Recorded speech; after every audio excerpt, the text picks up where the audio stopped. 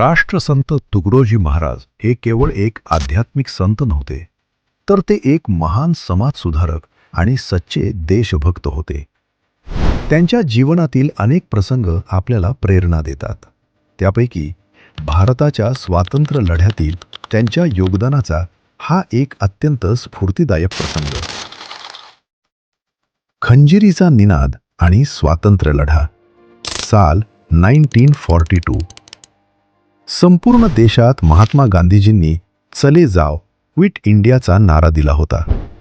या स्वातंत्र्य लढ्याची धग महाराष्ट्रातील विदर्भातही जोरदार पोचली होती. त्यावेळी तुकडोजी महाराज गावागावात जाऊन आपल्या खंजिरीच्या तालावर भजने गात असत.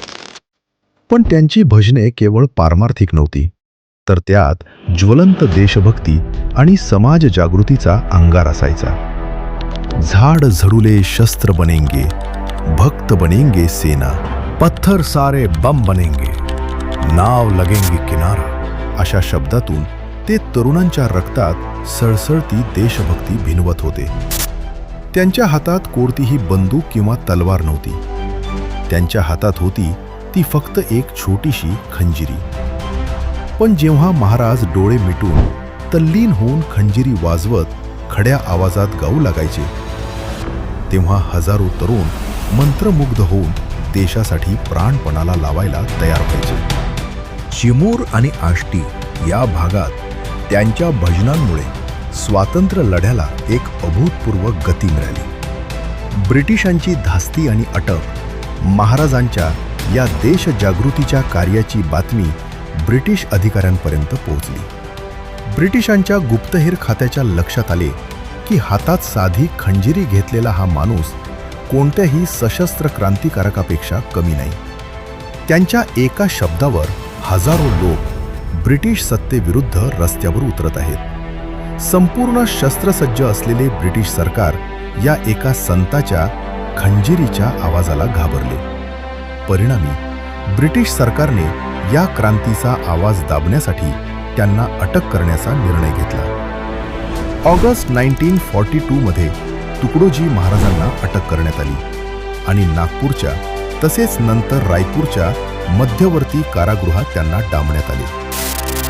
परंतु महाराजांचं कार्य तिथेही थांबले नाही. तुरुंगात असतानाही त्यांनी आपला मूळ स्वभाव सोडला नाही.